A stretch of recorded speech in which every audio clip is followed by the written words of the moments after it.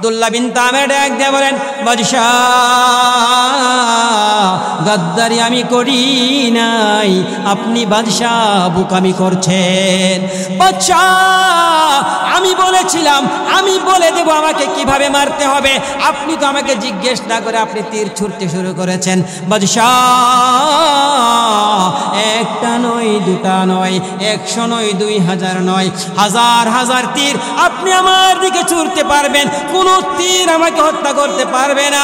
আমি যেই পন্থা বলে দিব সেই পন্থায় যদি আমাকে তীর মারেন আমি সঙ্গে সঙ্গে আল্লাহর কুলে চলে যাব।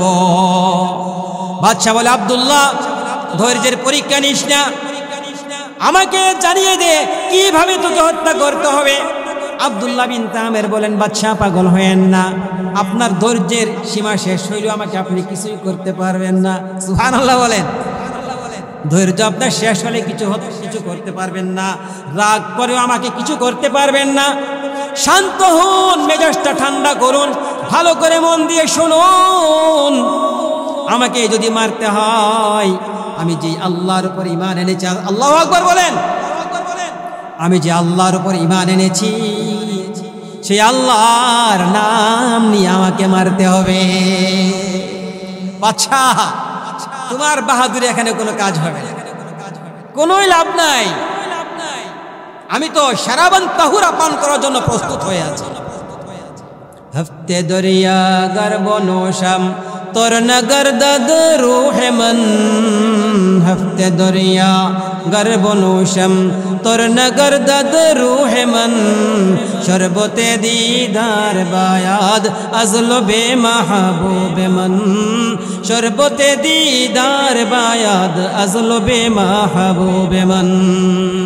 বাদশাহ 7 সমুদ্রের পানি যদি আমি আব্দুল্লাহ বিন তামেরকে পান করে দেওয়া হয়, আমার মনে আশকের যে আগুন জ্বলছে সেই আগুন 7 সমুদ্রের পানি দ্বারা নিভানো যাবে না, যতক্ষণ পর্যন্ত আল্লাহর দিদার নসিব না হবে।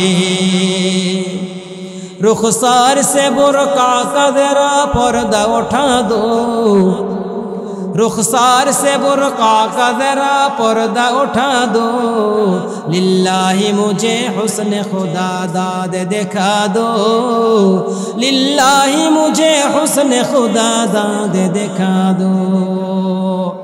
আমার প্রিয় ভাইরা, হাসরের ময়দান যখন কায়েম হবে, হাসরের ময়দানে বিশাল এক মাঠের মধ্যে সকল নবীর সকল উম্মতেরা থাকবেন। রব্বুল আলামিন দাউদ আলাইহিস সালামকে বলবেন, দাউদ কোরআনে কারীম তিলাওয়াত করে শোনাও। দাউদ নবীর উপর নাযিল। এবার যুবকটি মনে মনে চিন্তা করে দেখে, জীবনে কত জায়গায় গেলাম, কত সুন্দর সুন্দর গান শুনলাম, কত সুন্দর সুন্দর বাজনার আওয়াজ শুনলাম, এত মধুর কণ্ঠে এত শান্তির শব্দ কোথাও শুনি নাই। যুবকটি সামনে যায়, বাবা কি আপনি যেন কি শব্দ জপ করেছেন, এত মধুর কণ্ঠ, এত সুন্দর জপমালা জীবনে কখনো শুনি নাই, আমাকে কি এর হাকিকতটা বুঝিয়ে বলবেন? এই মুরব্বীর নাম হলো ফাইমুন। নাম কি? ফাইমুন। আল্লাহর ওলি, ঈসা আলাইহিস সালামের ধর্মের অনুসারী।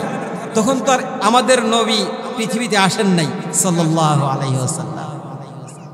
ফাইমুন ডাক দিয়ে বলে, হ্যাঁ যুবক শোনো, আমি যে নামটি বলছি এটি হলো আল্লাহ তাআলার নাম।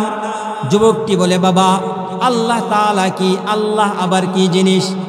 ফাইমুন ডাক দিয়ে বলে, যুবক রে, আল্লাহ হলেন এমন এক সত্তার নাম যে আল্লাহ তোমাকে সৃষ্টি করেছেন, তোমার মাকে সৃষ্টি করেছেন, তোমার বাবাকে সৃষ্টি করেছেন, আমাকে সৃষ্টি করেছেন, আসমান সৃষ্টি করেছেন, জমিন সৃষ্টি করেছেন, কুল কায়নাত যিনি সৃষ্টি করেছেন তিনি হলেন আল্লাহ। হ্যাঁ বাদশা, আল্লাহর নামটা জপলে কেন শান্তি লাগে জানোনি? কারণ ওই আল্লাহ আমাদের সৃষ্টিকর্তা। যুবক ডাক দিয়ে বলে, হ্যাঁ আল্লাহর ওলি ফাইমুন, আমি আপনার কাছে ভিক্ষা নিতে চাই, তবে কিভাবে নেব? ফাইমুন বলেন, তুমি কি কাজ করো? এবার বালকটি বলে, হে আল্লাহর ওলি, আমি প্রত্যেক দিন সকালবেলা জাদুকরের বাড়িতে যাই জাদু শেখার জন্য, বিকালবেলা বাড়িতে যাই বাড়িতে থাকার জন্য। আল্লাহর ওলি ফাইমুন বলেন, যখন তোমার মনে চাইবে, যখন তোমার ইচ্ছা হবে, তুমি আমার কাছে চলে আসবে, আমি তোমাকে আল্লাহর নাম আর ইসলামের দীক্ষা দেব। যুবকটি সকাল সকাল যায়, বৃদ্ধ ফাইমুনের কাছে কিছুক্ষণ অবস্থান করে আল্লাহর নাম শিখে, আল্লাহর কালাম শিখে। এরপরে যুবকটি ফাইমুনের কাছে যায়, ফাইমুনের কাছ থেকে গিয়ে জাদুবিদ্যা শিখে ফিরে আসে। ফিরার সময় আবার ওই বৃদ্ধর কাছে যায়, গিয়ে দিন শিখে, ইসলাম শিখে। যখন সকালবেলা জাদুকর জিজ্ঞেস করে কেন দেরি হয়েছে, যুবক বলে, আমার বাড়ি থেকে বের হতে দেরি হয়ে যায়। যখন বাড়িতে যায় তখন জিজ্ঞেস করে আজকে দেরি হলো কেন? যুবক বলে, আমার তো রাস্তায় দেরি হয়ে গেছে। এইভাবে যুবক জাদুকরের কাছে জাদু শিখে, আর ফাইমুন আল্লাহর ওলির কাছে দিন আর ধর্ম শিখে। একদিন বাড়ি থেকে বের হয়েছে, সামান্য দূরে যাওয়ার পরে দেখে রাস্তার মধ্যে বিরাট একটি সিংহ বসা। ও পাশে নিরাপদ দূরত্বে অনেকগুলো মানুষ, এই পাশে নিরাপদ দূরত্বে অনেকগুলো মানুষ।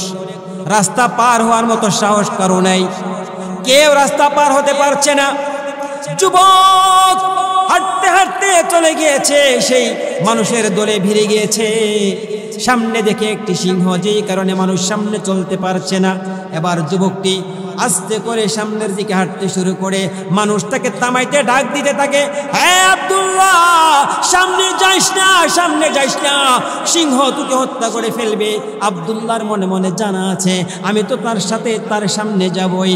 সামনে গিয়ে একটি ছোট্ট পাথরের নুড়ি হাতে নিয়েছে, একটা পাথরের কণা, নুড়ি পাথর হাতে নিয়ে সামনের দিকে হাঁটছে। হাঁটতে হাঁটতে সিংহের কাছে পৌঁছে গেছে, গিয়ে বলে, আল্লাহ, যদি তোমার ওলি সত্য হয়ে থাকে, যদি ফাইমুন সত্য পথে থেকে থাকে, যদি ফাইমুনের আল্লাহ সত্য হয়, আল্লাহ তোমার কাছে বলছি, আমি বিসমিল্লাহ বলে ওই কঙ্করটা সিংহের গায়ে নিক্ষেপ করব। যদি তুমি সত্য হও, সঙ্গে সঙ্গে যেন সিংহটি মরে যায়। এই কথা বলে যুবক সিংহটির আর একটু কাছে গিয়ে পাথরের নুড়িটি সিংহের উপর বিসমিল্লাহ বলে নিক্ষেপ করেছে। সঙ্গে সঙ্গে সিংহটি একদিকে পড়ে বিকট চিৎকার দিয়ে জীবন শেষ করে ফেলেছে। সিংহটি মরে পড়ে গেছে। দুই পাশের মানুষেরা এখন সিংহ দেখার জন্য পাগল হয়ে গেছে, সবাই সিংহের সামনে গিয়ে জড়ো হয়েছে। এই ফাঁকে আব্দুল্লাহ বিন তামের মানুষের ফাঁক গলিয়ে ফাইমুনের কুটিরে চলে গেছে। আব্দুল্লাহ বিন তামের ফাইমুনের কুটিরে গিয়ে সালাম দেন, আসসালামু আলাইকুম ইয়া উস্তাদিল মুহতারাম, হ্যাঁ সম্মানিত উস্তাদ, আপনাকে সালাম, আপনাকে সালাম। ফাইমুন সালামের জবাব দিলেন। হন্তদন্ত হয়ে আব্দুল্লাহ বিন তামের ফাইমুনের সামনে গিয়ে বসলেন, বসে রাস্তার সিংহের কাহিনী শোনালেন। আব্দুল্লাহ বিন তামের মুখে সিংহের মৃত্যুর কাহিনী শুনে ফাইমুন আল্লাহর ওলি ডাক দিয়ে বলে, যুবক, হ্যাঁ যুবক, তুমি তো আমার চেয়ে বড় আল্লাহর ওলি হয়ে গেছ। শুনো এ যুবক, পৃথিবীতে সময়ে সময়ে মানুষেরা যখন বড় হয়ে যায়, আল্লাহওয়ালা হয়ে যায়, আল্লাহর কাছাকাছি চলে যায়, আল্লাহর ওলি হয়ে যায়, তখন তার উপর নেমে আসে জালেমদের নির্যাতনের স্টিম রোলার। হে যুবক, আমার মনে হয় কিছুদিনের ভেতরে সেই জালেম সরকার, জালেম বাদশা তোমার বিরুদ্ধে কোনো ব্যবস্থা গ্রহণ করবে।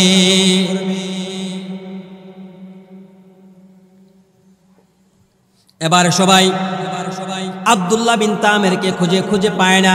আব্দুল্লাহ বিন তামেরের বাড়িতে যাই, সেখানে গিয়েও পায় না। কিছুক্ষণ পর যখন আব্দুল্লাহ বিন তামের বাড়িতে গিয়ে পৌঁছলেন, মানুষের ভিড় লেগে গেল। কেউ বলে, আব্দুল্লাহ, তুমি তো আল্লাহর ওলি হয়ে গেছ, আমার ছেলেটা দীর্ঘদিন যাবৎ এই অসুস্থ। আরেকজন বলে, আমার মেয়েটা দীর্ঘদিন যাবৎ এই রকম অসুস্থ।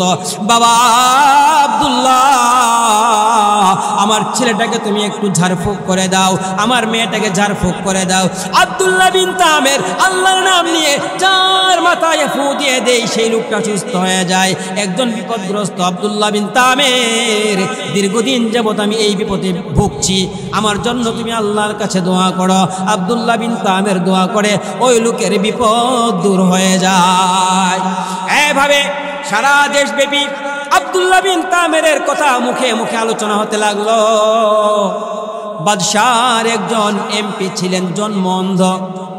ওই জন্ম অন্ধর মনে বড় দুঃখ, জন্মের পর থেকে এত বড় হয়েছি, বাদশার রাজসভার সবার এমপি হয়েছি, কিন্তু কোনোদিন পৃথিবীর আলো দেখতে পারি না। এই অন্ধ সভাসদ বহু ধরনের বহু রকমের হাদিয়া উপঢৌকন নিয়ে টাকা পয়সা নিয়ে আব্দুল্লাহ বিন তামেরের কাছে গেল, গিয়া বলল, বাবা আব্দুল্লাহ বিন তামের, শোনো আমার কষ্টের কাহিনী। জন্ম থেকে অন্ধ আমি, কোনোদিন পৃথিবীর আলো বাতাস চোখে দেখি নাই। আব্দুল্লাহ, তোমার জন্য আমি অনেক হাদিয়া নিয়ে এসেছি, অনেক টাকা পয়সা নিয়ে এসেছি, তুমি কি আমাকে দয়া করে সুস্থ দান করে দিবে? আব্দুল্লাহ বিন তামের ডাক দিয়ে বলে, হে এমপি সাহেব, ও এমপি সাহেব, আমার তো সুস্থতা দেওয়ার মতো কোনো ক্ষমতা নাই, কোনো শক্তি আমার নাই। শুনুন, আমি আল্লাহ রাব্বুল আলামিনের উপর ঈমান এনেছি, আমি ইসলাম গ্রহণ করেছি। যদি আপনি ইসলাম গ্রহণ করেন, আল্লাহর উপর ঈমান আনেন, আমি আপনার কাছে কিছু চাই না, টাকা পয়সা লাগবে না, ধন দৌলত লাগবে না। আউলিয়া নে লাত মারি দৌলতে দুনিয়া পে জব, আউলিয়া নে লাত মারি दौलते दुनिया पे जब आ पड़ी पैरू पे उनके, सारी दुनिया सब के सब आ पड़ी पैरू पे उनके, सारे दुनिया सब के सब। আল্লাহর ওলি যখন দুনিয়ার সব কিছুকে লাথি মারে, দুনিয়ার সব সম্পত্তিকে, দুনিয়ার ধন সম্পদকে তুচ্ছ করে দেখে, সারা দুনিয়ার ধন সম্পদ আল্লাহর ওলির পায়ের নিচে এসে যায়। আব্দুল্লাহ বিন তামের ডাক দিয়ে বলেন, হে এমপি সাহেব, ঈমান নিয়ে আসুন, ইসলাম গ্রহণ করুন, আপনার কোনো সম্পদ আমি চাই না, আল্লাহ রাব্বুল আলামিন আপনাকে সুস্থতা দান করে দিতে পারেন। এবার অন্ধ সভাসদ ইসলামের কালিমা গ্রহণ করলো।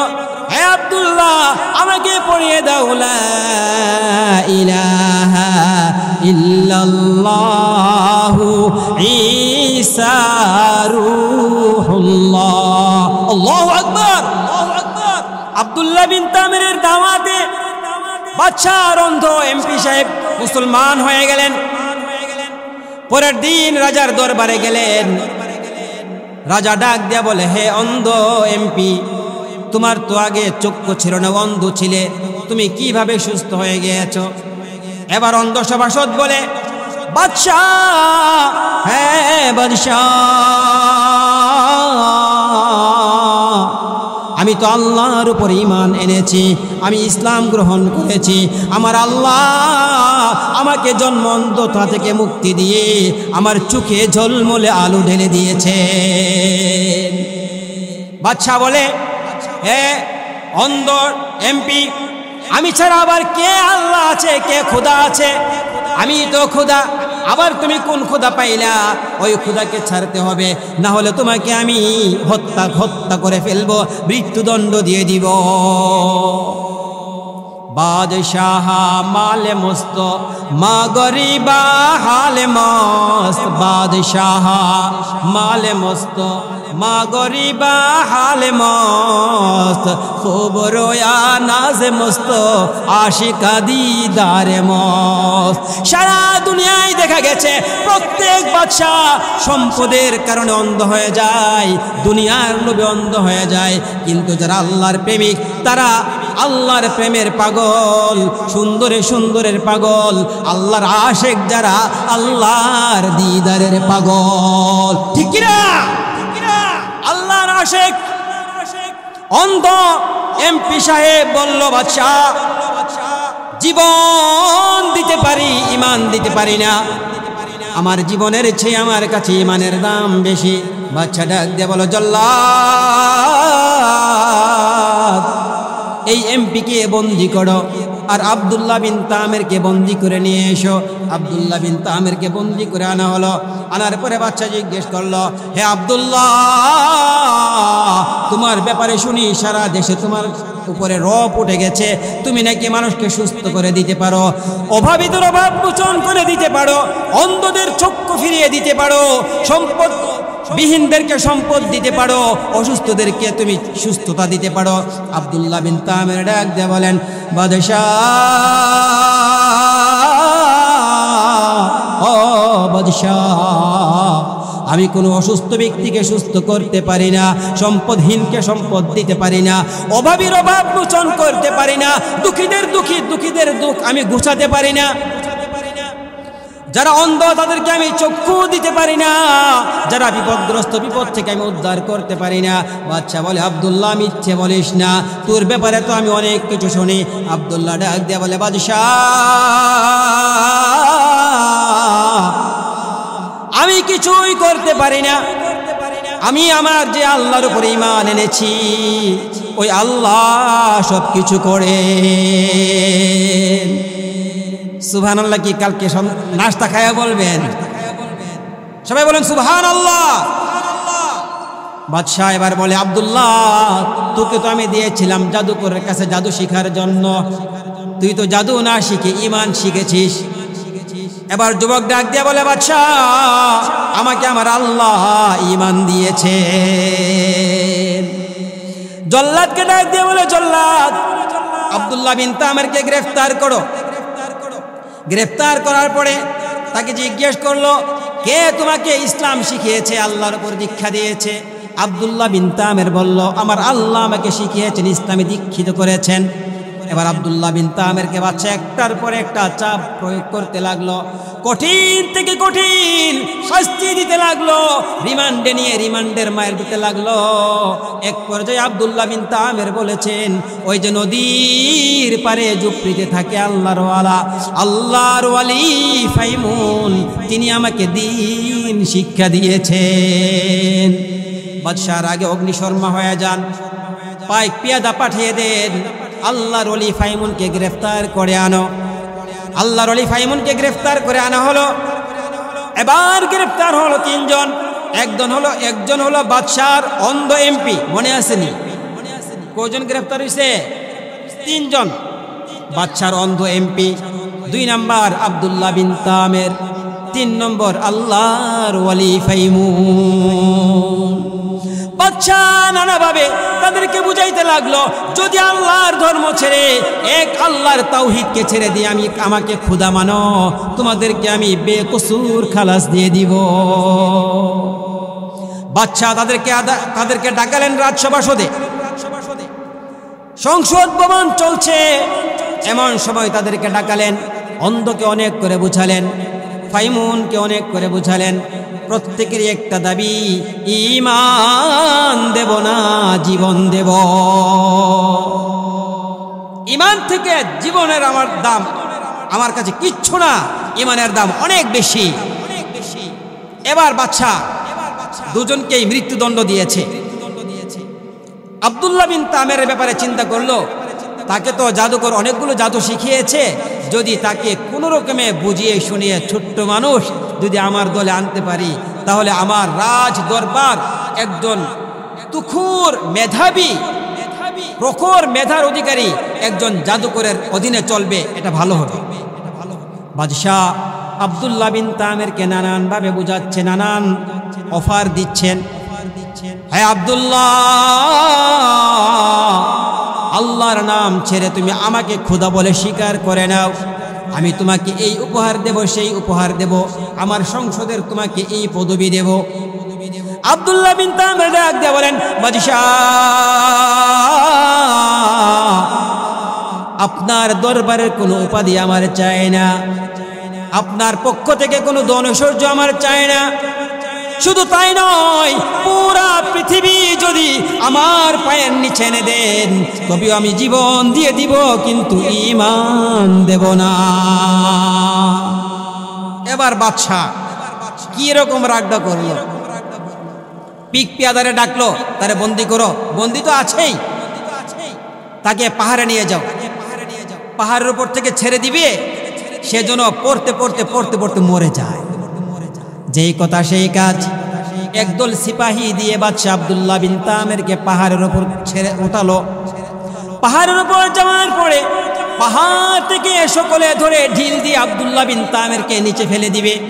আব্দুল্লাহ বিন তামের বলেন, আল্লাহুম্মা নাজ্জিনি মিনাল কওমিজ যালিমিন, আল্লাহ এই জালেমদের হাত থেকে আপনি আমাকে বাঁচিয়ে দিন। আল্লাহর কুদরত, হঠাৎ করে পাহাড়ের মধ্যে কম্পন সৃষ্টি হয়ে গেল। প্রচন্ড কম্পনে বাদশার সিপাহীরা একটার পর একটা পাহাড় থেকে পড়তে লাগলো আর মরতে লাগলো। আব্দুল্লাহ বিন তামের পাহাড়ের উপরে ঠাই দাঁড়িয়ে জিকির করছেন, আল্লাহ আল্লাহ বলে জিকির করছেন। সকলে মারা গেল। আব্দুল্লাহ বিন তামের চলে এলো। চলতে চলতে চলতে চলতে রাজ দরবারে পৌঁছে গেল। বাদশাহ অবাক হয়ে গেল, আব্দুল্লাহ তোমার তো মরে যাওয়ার কথা, তোমার সাথে যে সমস্ত রাজ দরবারের লোকদেরকে পাঠিয়েছিলাম, সিপাহীদেরকে পাঠিয়েছিলাম, তারা কোথায়? এবার আব্দুল্লাহ বিন তামের ডাক দিয়ে বলেন, বাদশাহ,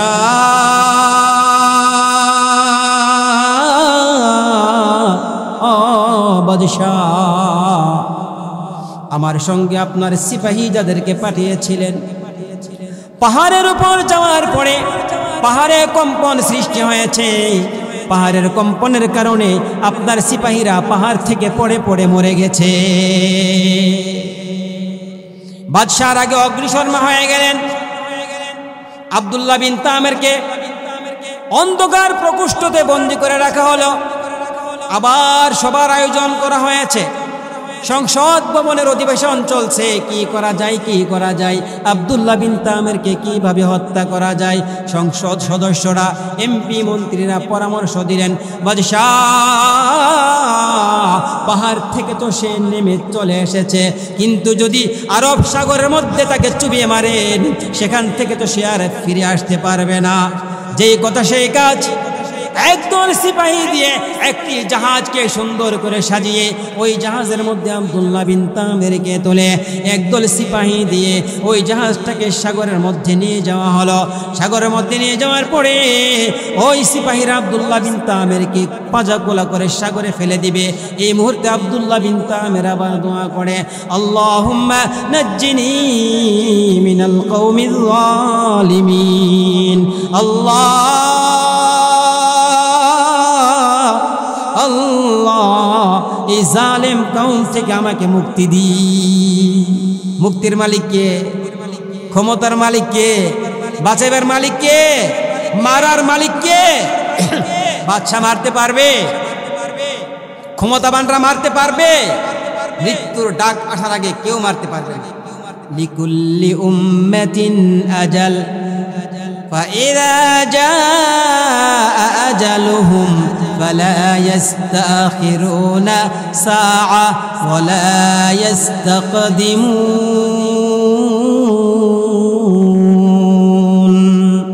রব্বুল আলামিন বলেন, প্রত্যেক প্রাণীর জন্য মৃত্যুর নির্দিষ্ট সময় আছে।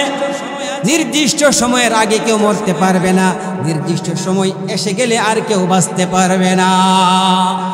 আব্দুল্লাহ বিন তামের দোয়া করেছেন, রব্বুল আলামিন আসমান থেকে চাষ হয়েছে, প্রচন্ড জ্বর নেমে এসেছে, জাহাজটি থরথর করে কাঁপতে কাঁপতে ভেঙে গিয়েছে, জাহাজটি ডুবে যাচ্ছে। আব্দুল্লাহ বিন তামের খেয়াল করে দেখে জাহাজ থেকে একটি বুট, আমরা জানি জাহাজের মধ্যে অনেকগুলো ছোট ছোট বুট থাকে, ছোট ছোট নৌকা থাকে। যদি জাহাজ ডুবে যায় তখন যেন যাদের দ্বারা সম্ভব তারা যেন নিরাপদে চলে আসতে পারে। আব্দুল্লাহ বিন তামের তাকিয়ে তাকিয়ে দেখেন জাহাজ থেকে ডুবু ডুবু অবস্থায় একটি ছোট্ট নৌকা বের হয়ে গিয়েছে। আব্দুল্লাহ বিন তামের সঙ্গে সঙ্গে নৌকাতে উঠে গিয়েছে।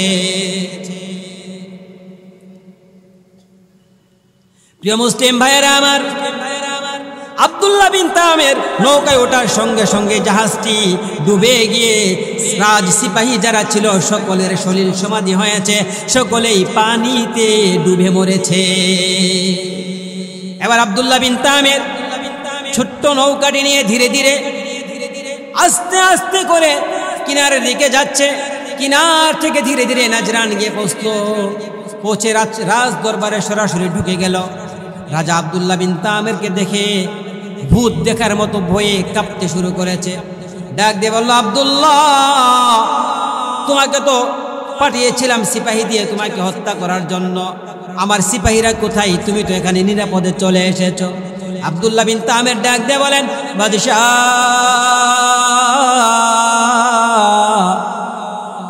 আমাকে আপনি আপনার সিপাহী দল দিয়ে পাঠিয়েছিলেন আমাকে হত্যা করার জন্য, কিন্তু আল্লাহর কুদরত ছিল ভিন্ন, আল্লাহর ইচ্ছা ছিল ভিন্ন। বাদশাহ, আপনার সিপাহীরা সকলেই জাহাজ সহ ডুবে মারা গিয়েছে, আমাকে আমার আল্লাহ নিরাপদে আপনার দরবারে পৌঁছে দিয়েছে। আল্লাহু আকবার। এবার যুবকটি বাদশার দরবারে চলে এলে বাদশাহ তাকে আবার অন্ধকার কুঠিরে বন্দী করে রাখলেন। আবার রাজসভা বসলেন, সংসদ অধিবেশন শুরু হলো, কিভাবে আব্দুল্লাহ বিন তামেরকে হত্যা করা যায়। এবার আব্দুল্লাহ বিন তামেরকে ডাকা হলো, হে আব্দুল্লাহ, তোমার ব্যাপারে কি সিদ্ধান্ত নেব? আমরা তো তোমাকে মারার জন্য বিভিন্ন চেষ্টা করছি, মারতে পারছি না। আব্দুল্লাহ বিন তামের ডাক দিয়ে বলে, বাদশাহ, আমাকে আপনি মারতে চান, মারার পদ্ধতিটা আমি নিজেই আপনাকে বলে দেব। বাদশাহ, যদি আমাকে মারতে চান তাহলে নাজরানের মধ্যে সবচেয়ে বড় যে মাঠ রয়েছে, পুরা নাজরানে আপনি ঢোল পিটিয়ে দেবেন, ঘোষণা করে দেবেন অমুক দিন নির্ধারিত তারিখে নির্দিষ্ট সময়ে একটি বালককে হত্যা করা হবে। এই ঢোল পিটিয়ে দিবেন, একজন নাজরানবাসী যেন ঘরে না থাকে, সকলেই যেন মাঠের মধ্যে চলে আসে। যখন মাঠের মধ্যে সবাই জমায়েত হবে, আমি আমাকে মারার পদ্ধতি বলে দিব, তখন আপনি সকলের সামনে আমাকে হত্যা করতে পারবেন। বাদশা মনে মনে খুশি, ভালো হইছে, সবার সামনে শাস্তি দেব যাতে আর কোনোদিন বাদশাহের বিরুদ্ধে, রাজ্যের বিরুদ্ধে কি অবস্থান নিতে না পারে। বাদশাহ মনে মনে খুশি, আব্দুল্লাহ বিন তামের মনে মনে খুশি। দুইজনের খুশির দুই কারণ। বাদশা ঢোল পিটিয়েছে, আপনারা দেখেছেন হয়তো ছোটবেলা যারা মুরব্বী আছেন, আগের যুগে ইন্টারনেট ছিল না, অনলাইন ছিল না, ফেসবুক, ইনস্টাগ্রাম, এরপরে ইউটিউব, এই জাতীয় প্রচার মাধ্যম ছিল না, মাইক ছিল না, টেলিভিশন ছিল না, রেডিও ছিল না। কোনো একটা জরুরি বিষয় ঘোষণা করতে হলে ঢোল পিটাইতো। দেখছেন না আপনারা ছোটবেলা? আমি দেখছি ছোটবেলা আমাদের গ্রামে ওই ঘন্টা আছে না, স্কুলে যে ঘন্টা বাড়ি দেয়, ওই ঘন্টা পিটাইতো আর বলতো অমুক এলাকায় এই হবে সেই হবে। আমিও দেখেছি। যাক, এখন তো প্রচার মাধ্যমের অভাব নেই। বাদশাহ নাজরানের চতুর্দিকে লোক পাঠিয়ে দিয়েছে, ঢোল পিটিয়ে পিটিয়ে বলা হচ্ছে অমুক তারিখে অমুক মাঠে একজন ছেলেকে হত্যা করা হবে। নাজরানের প্রত্যেকটি ঘর থেকে প্রত্যেকটি মানুষ সেখানে যেতে হবে। যদি রাষ্ট্রের হুকুম অমান্য করে কেউ বাড়িতে থাকো, তাকে পরবর্তীতে হত্যা করা হবে। এজন্য কেউ ঘরে থাকতে পারবে না, সবাই ওই মাঠে উপস্থিত হয়ে যেতে হবে। বাদশাহর রাজ অধ্যাদেশ, নির্দিষ্ট তারিখে নির্দিষ্ট সময়ে পুরা নাজরানের সকল মানুষ ওই মাঠে লুকারণ্য। পুরা মাঠ খাঁচাখাচ ভরে গেছে মানুষ আর মানুষ। বেদি কায়েম করা হয়েছে, মণ্ডপ তৈরি করা হয়েছে। আব্দুল্লাহ বিন তামেরকে সেখানে শুলিতে চড়ানো হবে, হত্যা করা হবে তীর মেরে।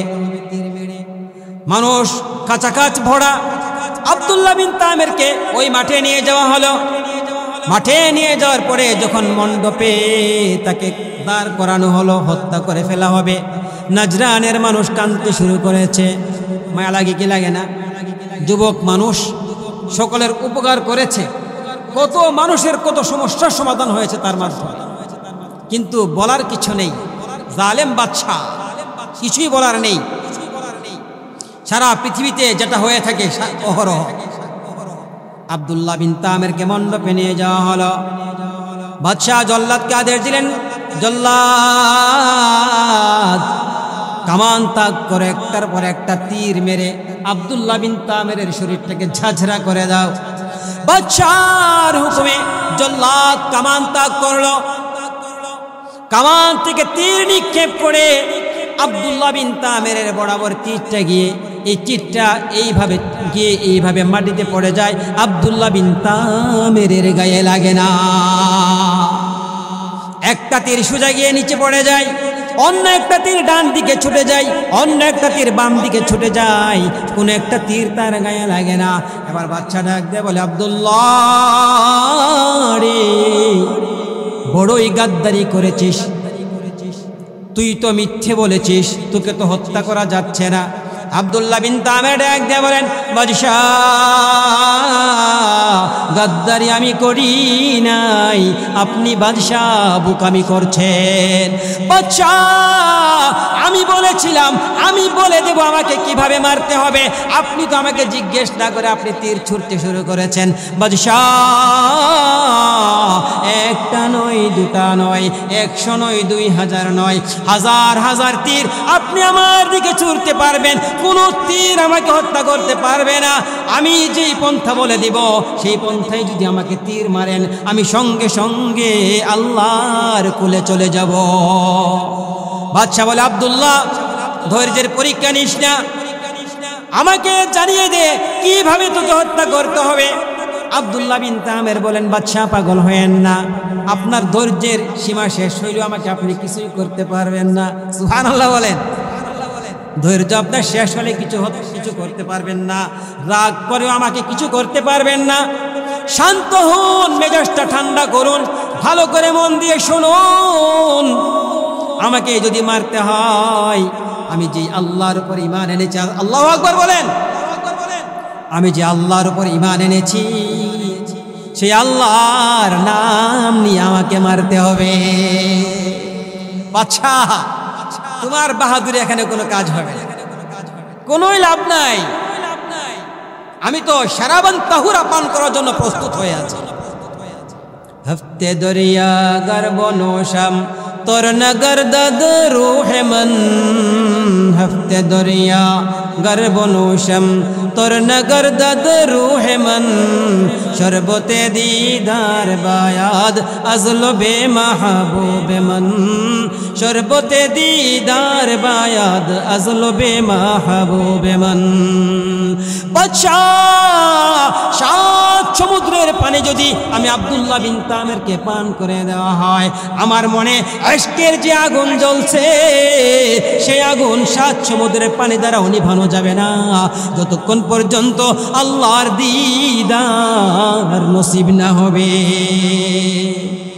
रुखसार से बुरका का जरा पर्दा उठा दो, रुखसार से बुरका का जरा पर्दा उठा दो, लिल्लाही मुझे हुस्न खुदा दाद दिखा दो, लिल्लाही मुझे हुस्न खुदा दाद दिखा दो।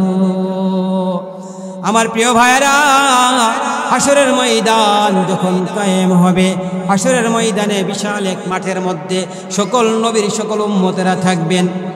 রব্বুল আলামিন দাউদ আলাইহিস সালামকে বলবেন, দাউদ কোরআনে কারীম তিলাওয়াত করে শোনাও। দাউদ নবীর উপর নাজিল হয়েছিল জাবুর, জানেন না আপনারা?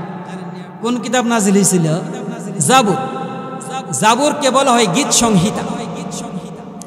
এটার মধ্যে বিশেষ কোনো হুকুম ছিল না, আল্লাহর উপাসনা করার জন্য, আল্লাহর আরাধনা করার জন্য, আল্লাহর ইবাদত করার জন্য সুন্দর সুন্দর কিছু সঙ্গীত ছিল, গল্প কিছু গীত ছিল, এজন্য এটাকে বলা হয় গীত সংহিতা।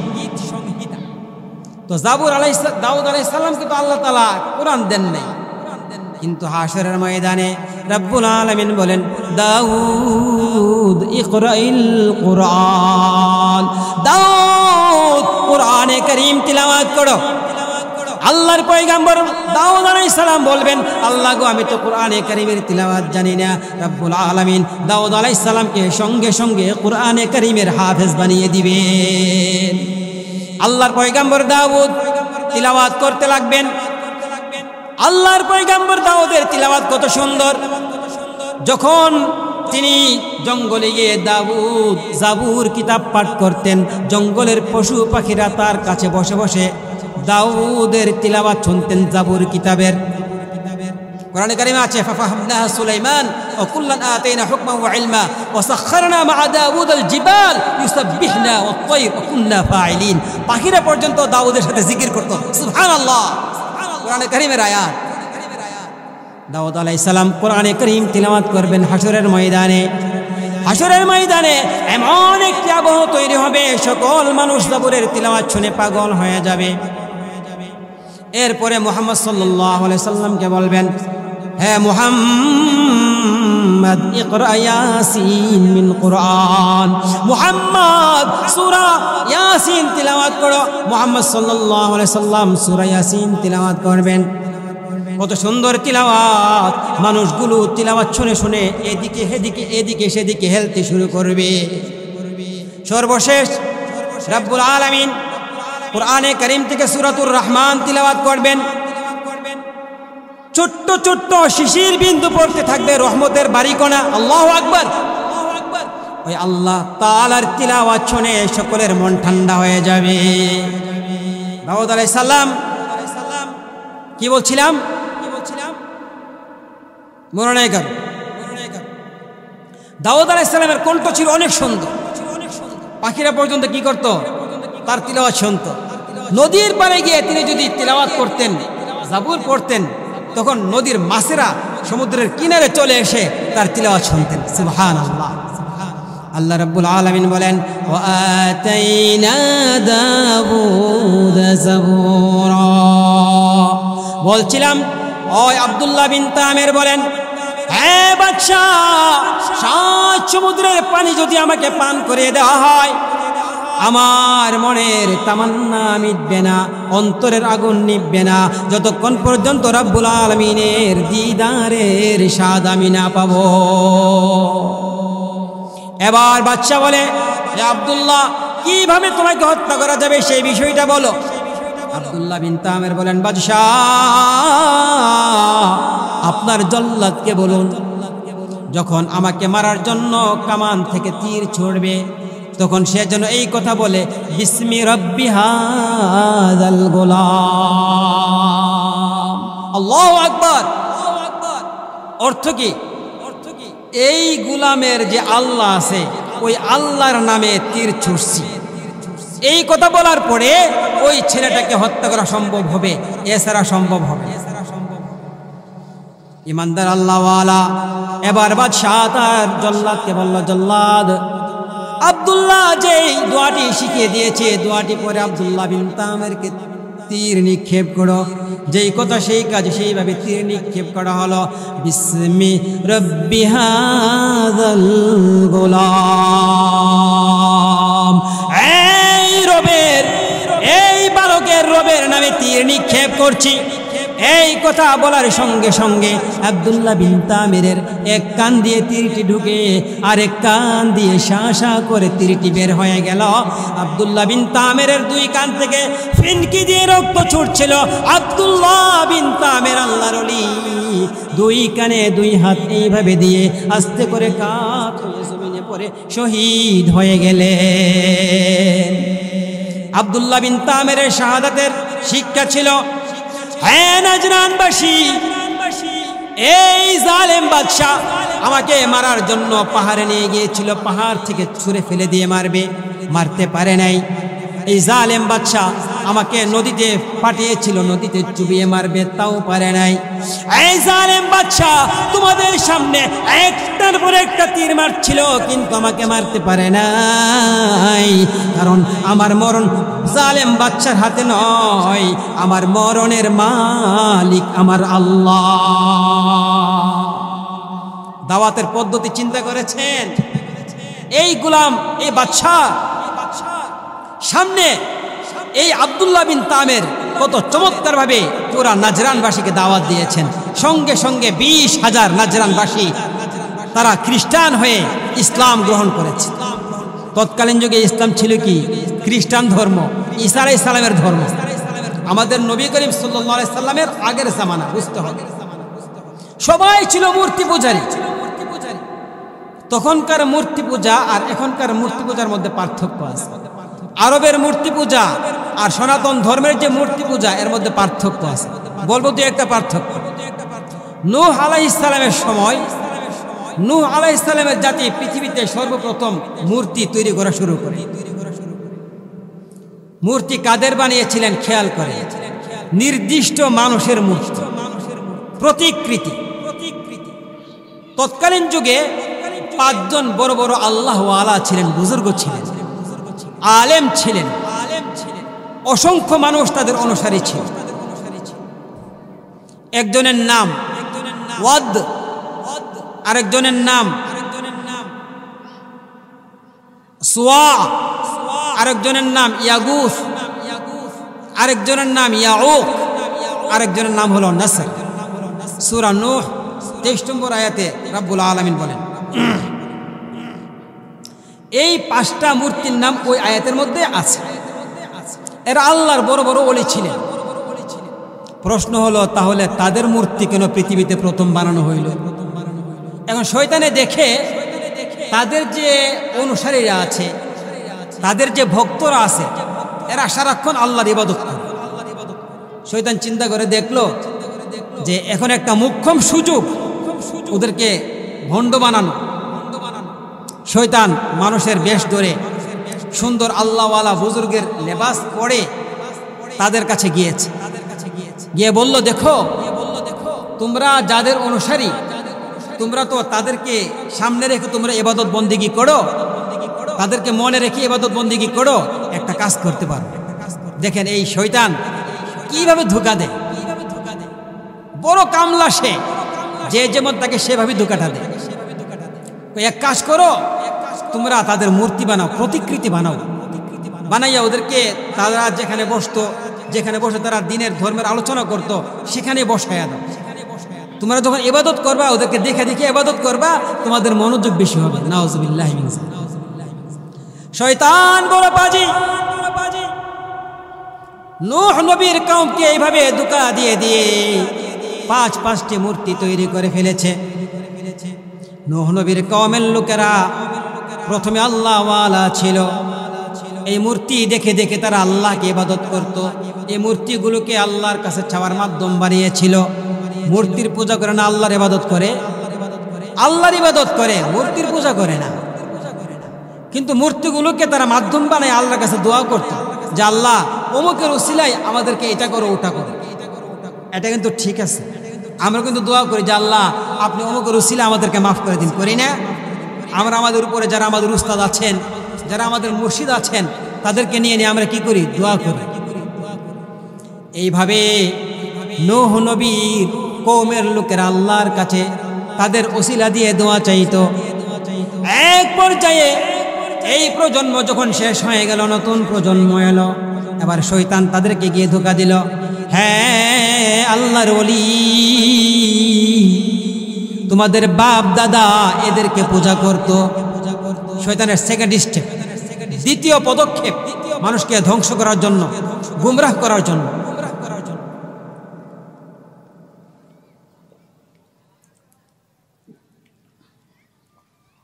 এবার দ্বিতীয় প্রজন্ম, তারা তো মনে করেছে কি আমাদের বাপ দাদারা এদেরই পূজা করতো, এদেরই কি করতো? ইবাদত করতো।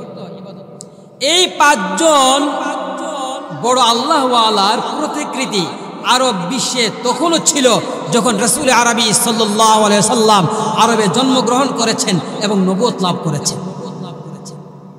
5টা মূর্তি 5 এলাকায় ছিল। বুখারী শরীফ 2য় খণ্ড 4730 নম্বর হাদিসে এর বিস্তারিত ব্যাখ্যা আছে, বর্ণনা আছে। এরপরে আরব দেশে আরো কিছু মূর্তি তৈরি হলো, মানুষের মূর্তি।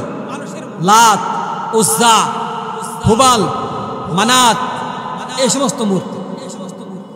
তো আরব দেশের যে সমস্ত মূর্তিরা ছিল, তারা ছিল মানুষের। এবং তাদের ধারণা ছিল এদেরকে মাধ্যম বানাইয়া আল্লাহর কাছে চাও, তাইলে মূল উদ্দেশ্যকে আল্লাহ, এরা ছিল মাধ্যম।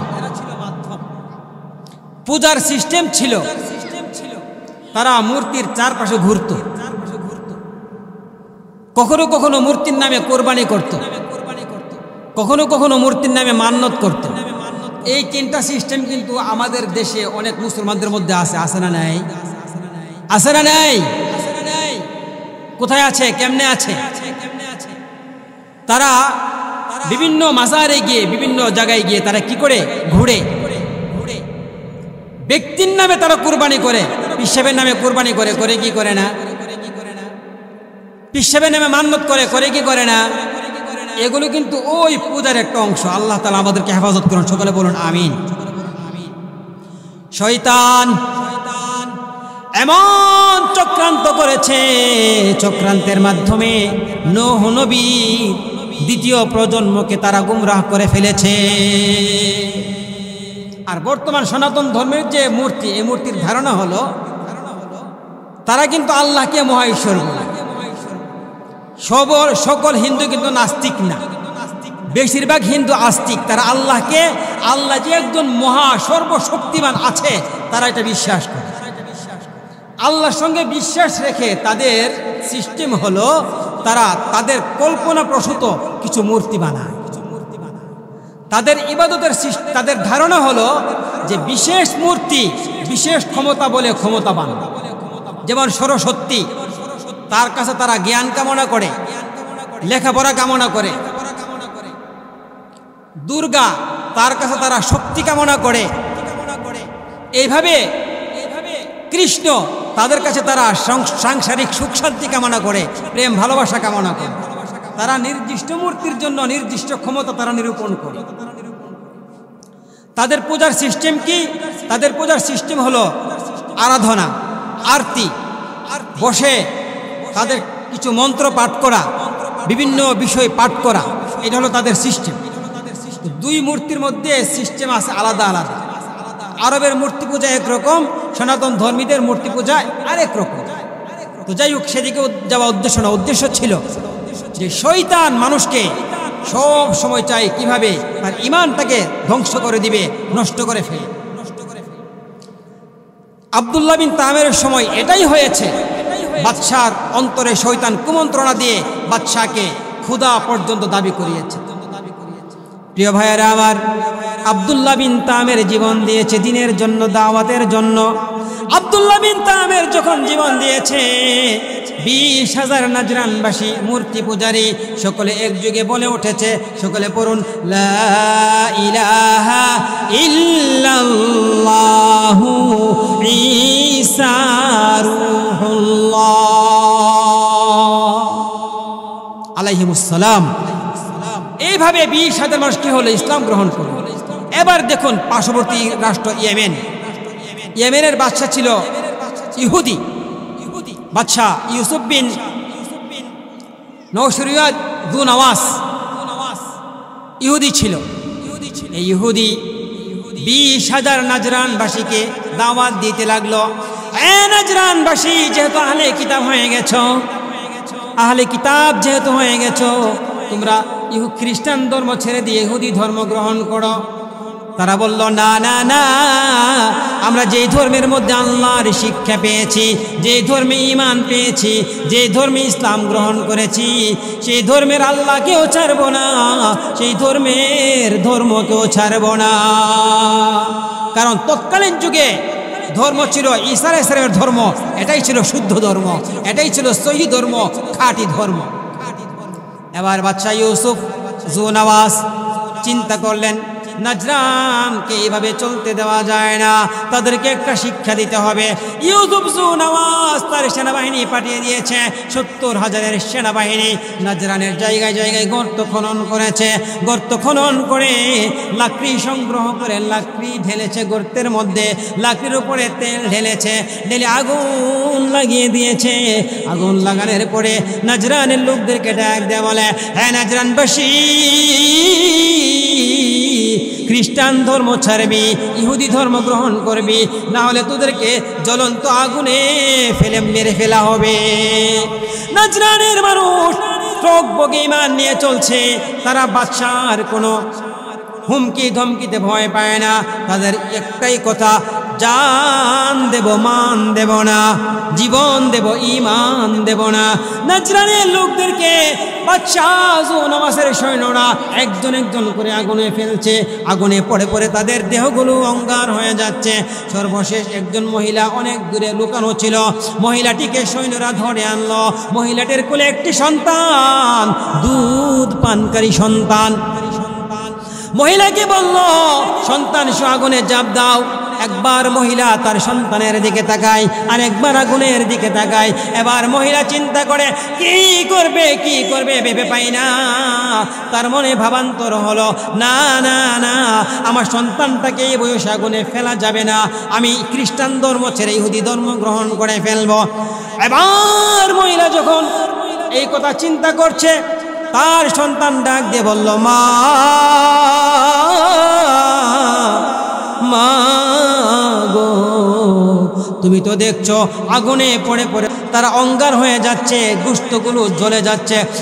মা, আমি তোমার সন্তান সাক্ষ্য দিচ্ছি, আমি তো তাদেরকে দেখছি, তারা যে আগুনে ঝাঁপ দেয়, আগুনটা ভেতরে পড়ার মাত্র সঙ্গে সঙ্গে তারা জান্নাতের সুন্দর বাগানে ঘুরে ঘুরে বেড়াচ্ছে। আল্লাহু আকবার। ও আমার আম্মা, কাফের জালেম বাদশার কথায়, কাফের সিপাহীদের কথায় তুমি আগুনে ঝাঁপ দিও না। মা গো, তুমি আল্লাহর নাম নিয়ে আমাকে কোলে নিয়ে আমাকে সহ তুমি এই আগুনে ঝাঁপ দাও, আমরা আল্লাহর তৈরি জান্নাতের বাগানে ঘোরাফেরা করব। হ্যাঁ মুসলমান ভাইয়ারা আমার, ছোট্ট বাচ্চারা অনেক কিছুই দেখে যেগুলো আমরা দেখি না। বিশেষ করে আল্লাহ রাব্বুল আলামিন যখন তাদেরকে তৌফিক দিয়ে দেন, এই কুলের বাচ্চা মায়ের কুলে বসে বসে মায়ের সঙ্গে কথা বলেছেন, অথচ তার কথা বলার বয়স হয় না। কয়েকজন বাচ্চা ছোট্টবেলা মায়ের কুলে কথা বলেছে, এর মধ্যে একজন হলো এই ছেলেটা, আর একজন হলো ঈসা আলাইহিস সালাম। बेपदर फर जंद पैदा ओ कुनाद, बेपदर फर जंद पैदा ओ कुनाद, तिफल रादर महद गुया ओ कुनाद, तिफल रादर महद गुया ओ कुनाद। ঈসা আলাইহিস সালাম মায়ের কোলে জন্ম হয়েছে পিতা ছাড়া। পিতা আছে না নাই? পিতা নাই, পিতা ছাড়া জন্ম হয়েছে। যখন ঈসা আলাইহিস সালামকে কোলে নিয়ে মারিয়াম বলছিলেন, ও আল্লাহ, যদি আমি আমার বাড়িতে যাওয়ার আগে, যদি আমি এই সন্তান জন্ম দেওয়ার আগে আমি নিঃশেষ হয়ে যাইতাম তাহলে ভালো ছিল। আল্লাহ রাব্বুল আলামিন বলেন, মারিয়াম ভয় পাইস না, ওহুজ্জি ইলাইকি বিজিযইন নাখলা তুসাকিত আলাইকি রুতাবান জানিয়া। মারিয়াম, হ্যাঁ মারিয়াম, যেখানে তোর সন্তান ঈসাকে জন্ম দিয়েছিস এখানেই তুই থাক, আর যে মরা খেজুর গাছটা আছে, খেজুর গাছের কাণ্ডে ধরে একটু টান দে, সঙ্গে সঙ্গে দেখবি ওই খেজুর গাছ থেকে তোর জন্য খেজুর চলে আসবে। আল্লাহু আকবার। মরা খেজুর গাছ, একটু হাত লাগিয়েছে, খেজুর গাছ জিন্দা হয়ে গেছে, সেখান থেকে তাজা তাজা খেজুর মারিয়ামের কাছে চলে আসছে। আল্লাহু আকবার। মারিয়াম কিন্তু এর আগেও জান্নাতি ফল খেয়েছিল ছোট্টবেলা যখন বাচ্চা ছিল। যখন মারিয়াম কিছুদিন পরে বাড়িতে যাবেন, রাব্বুল আলামিন শিখিয়ে দিচ্ছেন, মারিয়াম যখন তুমি বাড়িতে যাইবা তখন তোমাকে অনেকে অনেক প্রশ্ন করবে। ফাকুলি ওয়াশরাবি ওয়াকররি আইনা ফাইম্মা তারাইন্না মিনাল বাশারি আহাদা ফাকুলি ইন্নী নাযারতু লিররহমান সাওমা ফালান উকাল্লিমাল ইয়াওমা ইনসিয়া। মারিয়াম, যখন তুমি তোমার বাড়িতে যাবে, মানুষ দেখবে, তখন তুমি বলে দিবে আমি আমার রবের জন্য রোজা রেখেছি। তৎকালীন কালে রোজা রাখলে মুখে কথা বলা নিষেধ ছিল। মারিয়াম বলে দিবে আমি রোজা রেখেছি, আমি আজকে কারো সঙ্গে কথা বলতে পারবো না। মারিয়ামের লোকেরা বলল, হে মারিয়াম, তোমার বাবা বড় ভালো মানুষ ছিলেন, তোমার মা বড় ভালো মানুষ ছিলেন, তুমি কিভাবে এই সন্তানটিকে অন্যায়ভাবে জন্ম দিয়েছ? এবার মারিয়াম তার দিকে ইশারা করে বলেছেন, কথা তো বলা যাবে না, রোজা। ফাশারাত ইলাই ক্বালু কাইফা নুকাল্লিমু মান কানা ফিল মাহদি সাবিয়্যা ক্বালা ইন্নী আবদুল্লাহ আতানিয়াল কিতাবা ওয়া জাআলানি নবিয়্যা। মারিয়াম তার বংশের লোকদেরকে বলল, আমি কথা বলতে পারবো না, শিশু সন্তানটির সাথে কথা বলো।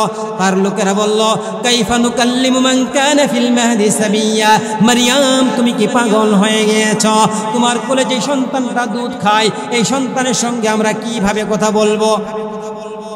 তারা যখন তার মারে গালিগালাজ করে, ঈসা আলাইহিস সালাম কোলের শিশু মায়ের বুক থেকে দুধ খাচ্ছিলেন, দুধ ছেড়ে দিয়ে তাদের দিকে লাল লাল চুপ করে তাকাইছেন। তাদের জবাব দিচ্ছেন, আমার মাকে তোরা খারাপ বলছিস? যখন তারা বলল মারিয়াম তার সঙ্গে আমরা কিভাবে কথা বলবো, তারা সন্তানটিকে কিছু জিজ্ঞেস করতে হয় নাই। ঈসা আলাইহিস সালাম তার মার কোলে থেকে ডাক দিয়ে বলে, ইন্নী আবদুল্লাহ আতানিয়াল কিতাবা ওয়া জাআলানি নবিয়্যা। হে আমার মায়ের কওমের লোকেরা, আমার মাকে তোমরা অযথা গালাগালি করবে না। শোনো শোনো, আমাকে রাব্বুল আলামিন, আমি হলাম আব্দুল্লাহ, আল্লাহর বান্দা। আমাকে রাব্বুল আলামিন দুনিয়াতে পাঠাইছে, শুধু পাঠাই নাই, আমাকে রাসূল করে পাঠাইছে। শুধু রাসূল করে পাঠাই নাই, আমাকে আল্লাহ রাব্বুল আলামিন একটি আসমানি কিতাব দিয়েও পাঠাইছে। আল্লাহু আকবার। মায়ের কোলে থেকে কথা বলেছে। আরেকজন শিশু কথা বলেছিলেন, জানেন আপনারা, ইউসুফ আলাইহিস সালামকে যখন বিচারের কাঠগড়ায় দাঁড়ানো হলো, দাঁড় করানো হলো, ইউসুফ আলাইহিস সালামের সাক্ষী কে ছিল? সাক্ষী ছিল ছোট্ট একটি বাচ্চা, দুলনায় দুল খাইতেছিল। যখন হাকিমের আদালতে নেওয়া হলো, ওই বাচ্চাটির ব্যাপারে একই কথা হলো, এই বাচ্চা কি কথা বলবে?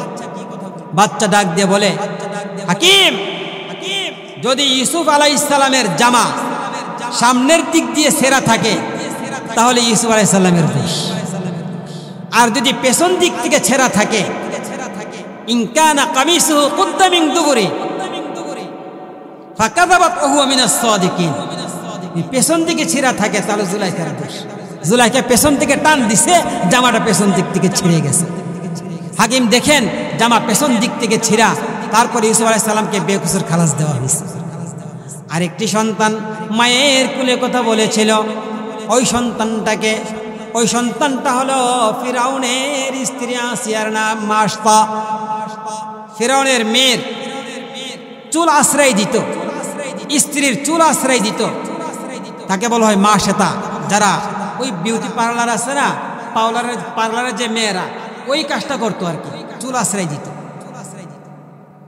মাশতার হাত থেকে চিরুনিটা পড়ে গেল।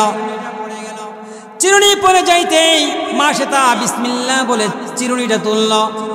ফিরাউনের মেয়ে বড় বজ্জাত, বদ খাসলত, দৌড়ে গেলেন বাবার কাছে, গিয়ে নালিশ করলেন, বাবা, মাশতা যখন হাত থেকে চিরুনি পড়ে গেছে, সে বিসমিল্লাহ বলে সে চিরুনিটা তুলেছে, জানতে পারি নাই মাশতা যার নামটা নিয়েছে তিনি কে। এবার ফিরাউন ডাক দিল, হ্যাঁ মাশতা, তুমি কি বিসমিল্লাহ বলেছ? হ্যাঁ বলেছি। ফিরাউন কিন্তু চুর, জানেননি কি চুরি করত? সে দাবি করছে, আনা রাব্বুকুমুল আলা, আমি হইলাম বড় খোদা। এখন রাজ্যের মানুষ যা চাইতো সে তাই দিত। কিভাবে দিত? সে রাতের বেলা চুরি করে রাতের গহীন অন্ধকারে পাহাড়ে গিয়ে সাজদায় পড়ে থাকত, যে আল্লাহ, আমি জানি তুমি আল্লাহ, আমি জানি তুমি সকল ক্ষমতার উৎস, আমি জানি আমার কোনো পাওয়ার নাই, কোনো ক্ষমতা নাই, আমি পাওয়ারলেস। আল্লাহ, আমি তো খোদা দাবি করে বসছি, এখন যদি আমার খোদাই না থাকে তাহলে তো আমার মান সম্মান থাকবে না। তুমি আখিরাতে যা ইচ্ছা তাই করো, কিন্তু এখন তুমি আমাকে আমার যে খুদাই, এই খুদাইটা বাস্তবায়ন করার তৌফিক। ফিরআউন এভাবে কাঁদতো আর আল্লাহর কাছে দোয়া করত। আল্লাহ বলতো ঠিক আছে, চুক্তি কর।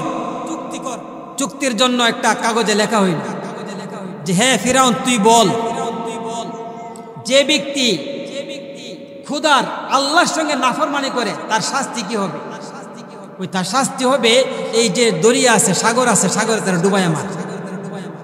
আল্লাহ লিখা থইছে, এই কাগজটা রাখ তোর কাছে। এখন ফিরআউনের মৃত্যুটা কেমন হয়েছিল মনে আছে? দূরে তো চুবাইয়া হয়েছে না? আল্লাহ তাআলা ফেরেশতার মাধ্যমে কাগজটা তারা দেখাইছিলেন, দেখো তোমার দেওয়া শাস্তিতে তোমাকে মৃত্যুদণ্ড দেওয়া হয়েছে, তোমার গঠন করা আদালতে তোমাকে মৃত্যুদণ্ড দেওয়া হয়েছে। ফিরআউন মাছটাকে ডাক দে, মাছটা আনা রব্বুকুমুল আলা, আমি হলাম বড় রব, এছাড়া আর কোনো রব নাই, তুমি কোন রবের নাম নিয়েছো সেটা বলো। মাছটা ডাক দে বলে, হে ফিরআউন শোনো, আমি যে রবের নাম নিয়েছি তিনি তোমার সৃষ্টিকর্তা, আমার সৃষ্টিকর্তা, 7 আসমান 7 জমিনের সৃষ্টিকর্তা, আসমান জমিনের সৃষ্টিকর্তা, জান্নাত জাহান্নামের সৃষ্টিকর্তা, তোমার রাজত্বের সৃষ্টিকর্তা, তোমার রাজ্যের সব কিছুর সৃষ্টিকর্তা, সেই মহান রব্বুল আলামিনের নাম হলো আল্লাহ। ফিরআউন ডাক দিয়ে বলে, হ্যাঁ মাস্তা, হ্যাঁ মাস্তা, আমাকে প্রভু জেনে নে, প্রভু মেনে নে, আমি প্রভু সেটা স্বীকার কর, না হলে তোকে চরম শাস্তি দেওয়া হবে। ফিরআউনের সামনে মাস্তা ডাক দিয়ে বলে, ফিরআউন শুন, আমি যে আল্লাহর হিদায়াত পেয়েছি, যে আল্লাহর উপর ঈমান এনেছি, আমি কখনো তোর চোখ রাঙ্গানির কারণে, তোর জুলুমের কাছে নত হয়ে আমি আল্লাহর উপর ঈমান ছাড়তে পারবো না। ফিরআউন জল্লাদকে ডাক দিয়ে বলে, জল্লাদ গরম তেল গরম করো। তৎকালীন যুগে এটাই সিস্টেম ছিল, শাস্তি দিত শুলিতে চড়িয়ে অথবা গরম তেলে ছেড়ে দিয়ে। ফিরআউন জল্লাদকে ডাক দিয়ে বলে, জল্লাদ বড় একটা ডেকচি আনো, ডেকচির মধ্যে তেল গরম করো, তেল গরম করে মাছটাকে ওই তেলের মধ্যে ছেড়ে দাও। তেল গরম করা হলো, মাছটাকে তেলের ডেগের কাছে নিয়ে যাওয়া হলো। সেই মহিলার মতো দৃশ্য, মাছটা একবার তার কুলের সন্তানদের দিকে চায়, আর একবার তেলের দিকে চায়। যদি তেলে জাপ দেই সন্তান সহ মাছটা নিহত হয়ে যাবে, মরে যাবে। মাছটা বারবার চিন্তা করে, আমি কি গরম তেলে জাপ দেব নাকি আমার সন্তানটাকে বাঁচাবো? যদি আমি বলি ফিরআউন তুমি খোদা, আমিও বেঁচে যাব, আমার সন্তানটাও বেঁচে যাবে। যদি বলি ফিরআউন তোমাকে খোদা মানি না, আমাকেও মরতে হবে, আমার সন্তানটাকেও মরতে হবে। মাস্টার ভাবান্তর হলো, চিন্তা করলো, যদি আমি ফিরআউনকে একবার রব মেনে নেই, খোদা মেনে নেই, পরবর্তীতে তো আমি আবার আমার আল্লাহকে খোদা মানতে পারবো। অনেকে আছে কই জান বাঁচানোর লাগিয়া ঈমান ছেড়ে দেওয়া যায় আছে, বলে কি বলে না? জান বাঁচানোর জন্য ঈমান ছাড়া যায় যাচ্ছে? 1 সেকেন্ডের জন্য কুফরি কালেমা গ্রহণ করে যায় যাচ্ছে? ঈমান ত্যাগ করে যায় যাচ্ছে? 1 মুহূর্তের জন্য, 1 সেকেন্ডের জন্য, ন্যানো সেকেন্ডের জন্য ঈমান ছাড়া যায় না। মাস্তা চিন্তা করে, আমি আবার পরে ঈমান নিয়ে নিব। মাস্টার সন্তানটা কোল থেকে ডাক দিয়ে বলে, মা গো মা, যেই রবের উপর তুমি ঈমান এনেছো, যেই কালিমা তুমি পড়েছো, তৎকালীন যুগের কালিমা ছিল লা ইলাহা ইল্লাল্লাহু মুসা কালিমুল্লাহ। হ্যাঁ মা, যে কালিমা তুমি পড়েছো এই কালিমা সত্য, যে আল্লাহর কালিমা তুমি পড়েছো সেই আল্লাহ সত্য, যে জান্নাতের আশায় পড়েছো সেই জান্নাত সত্য, যেই নবীর উপর তুমি কালিমা পড়েছো মুসা পয়গম্বর সত্য নবী, হারুন পয়গম্বর সত্য নবী। মা গো ও মা, যদি তোমার মরণ এসে যায়, যদি আমার মরণ এসে যায়, কোনো অবস্থাতে ঈমান ছাড়া যাবে না। তুমি কালিমা, তুমি তোমার নবীর কালিমা পড়ে আল্লাহর উপর ঈমান রেখে আমাকে নিয়ে তুমি ওই গরম তেলের ডেকে জাপ দাও। মা তাই করেছে। এই বাচ্চাটা মায়ের কোলে কথা বলেছে, আল্লাহর শাহাদাতের সাক্ষ্য দিয়েছে। এর আগে মাস্টার 4-5টা বাচ্চাকে ওই তেলে ফেলে দিয়েছিল। মাস্টার দেখছিল বাচ্চাগুলোর গোশত শরীর থেকে হাড্ডি থেকে আলাদা হয়ে যাচ্ছে, টকবক করে তাদের শরীরের চর্বিগুলো তেলের উপরে ভেসে উঠছে। এই জন্য মাস্টার চিন্তা করলো সবগুলো সন্তান তো গেল, এই সন্তানটাকে অন্তত বাঁচাই। সে মায়ের কোলে কথা বলতে সক্ষম হয়েছিল। প্রিয় ভাইয়েরা আমার, এইভাবে যখন ওই মহিলা, মনে আছে না কোন মহিলা? ওই নাজরানের 20,000 মহিলা, নাজরানের 20,000 মানুষ জ্বলন্ত আগুনে ঝাঁপ দিয়েছে। সর্বশেষ ওই মহিলাটা তার সন্তানকে নিয়ে ওই আগুনের মধ্যে ঝাঁপ দিয়েছে। ঝাঁপ দেওয়ার পরে 20,000 মানুষ আগুনে পড়ে নিজেদের জান দিয়ে দিয়েছে, কিন্তু ঈমান দেয় নাই। রব্বুল আলামিন বলেন, কুতিলা আসহাবুল উখদুদ আন-নারি যাতিল ওয়াকুদ ইযহুম আলাইহা কুউদ ওয়া হুম আলা মা ইয়াফআলুনা বিল মুমিনিনা শুহুদ। ঈমানদার আল্লাহওয়ালা 20,000 মানুষ একজনের পরে একজন আগুনে পড়ে যাচ্ছে। ওই বাদশা আবু নওয়াসের সৈন্যরা, সেনারা, তারা চেয়ারে বসে বসে সেই তামাশা দেখছে। তাদের কাছে ভালো লাগে। কত বড় পাষণ্ড! আল্লাহ রাব্বুল আলামিন বলেন, ওয়ামা নাকামু মিনহুম ইল্লা আইয়ুমিনু বিল্লাহিল আজিজিল হামিদ। রাব্বুল আলামিন ডাক দিয়ে বলেন, এই 20,000 মানুষ কেন জান দিয়েছে তোমরা জানো নি? সূরা বুরুজ কোরআনে কারীমের 30 নম্বর পারার মধ্যে আছে। এই 20,000 মানুষ কেন জীবন দিয়েছে তোমরা জানো কি? মা নাকামু মিনহুম ইল্লা আইয়ুমিনু বিল্লাহিল আজিজিল হামিদ। তারা একমাত্র আল্লাহর উপর ঈমান আনার কারণে জীবন দিয়েছে। এই যে 20,000 মানুষকে তারা মারল, কোন অবস্থায় মারছে? এরা চেয়ারে বসে বসে দেখে। কাফের সৈন্যরা, এদের কাছে ভালো লাগে। কত বড় পাপিষ্ট! এরপরে দেখুন আল্লাহ রাব্বুল আলামিন তাদের ব্যাপারে কি বলেন, শুনবেন কথাটা।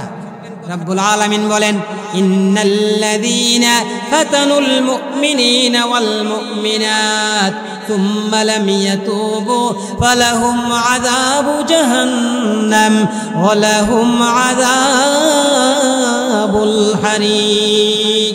রাব্বুল আলামিন ডাক দিয়ে বলেন, হ্যাঁ পৃথিবীর মানুষেরা শোনো, যারা হাসতে হাসতে 20,000 মুসলমানকে আগুনে ফেলে হত্যা করেছে, যদি তারা ঈমান নিয়ে আসে, যদি তারা তওবা করে, আমি তাদেরকে মাফ করে দেব। যদি তারা তওবা না করে, তাহলে তাদের জন্য আমি রেখেছি জ্বলন্ত অগ্নিকাণ্ড জাহান্নাম। আলহামদুলিল্লাহ বলবেন না? আল্লাহ তাআলা তওবাকে কত খুশি, তওবাতে কত খুশি হয়। লাম ইয়াতুবু ফালাহুম আযাবু জাহান্নাম ওয়া লাহুম আযাবুল হারিক।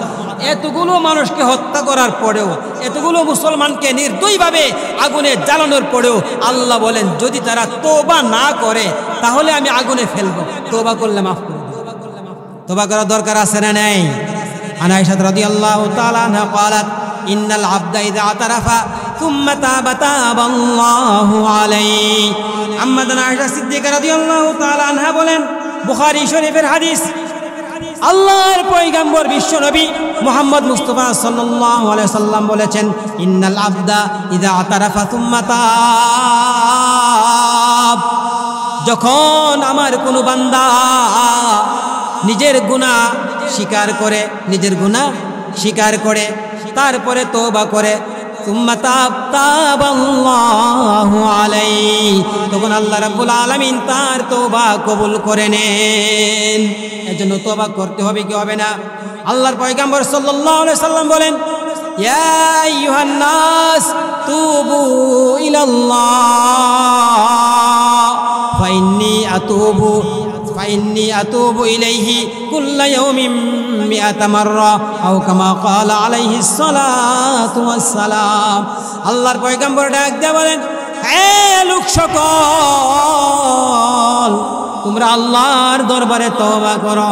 জানোনি আমি মুহাম্মদ প্রত্যেক দিন 100 বার আল্লাহর দরবারে তওবা করি। আমার নবী যদি প্রত্যেক দিন 100 বার তওবা করেন, নবীর মনে অনেক গুনাহ ছিল, নবীর অনেক গুনাহ ছিল, নবীর পাপ ছিল, নবী অনেক গুনাহ করতেন, নবীর কোনো পাপ নাই, নিষ্পাপ। আগের গুনাহ মাফ, পরের গুনাহ মাফ। গুনাহ তো তিনি করেন নাই। আল্লাহ বলেন নবী তুমি যদি গুনাহ করতা এটাও মাফ ছিল, ভবিষ্যতে গুনাহ করলে এটাও মাফ করে দিস। যে নবীর আগেও কোনো পাপ নাই, পরেও কোনো পাপ নাই, নবীর পাপ করার কোনো সিস্টেমই নাই। এই আলোচনা অনেক লম্বা। নবীর পাপ করার কোনো সিস্টেম কেন নাই? এটা আছে, কোরআন আছে, হাদিস আছে। নবীর পাপ করার কোনো সিস্টেম নাই।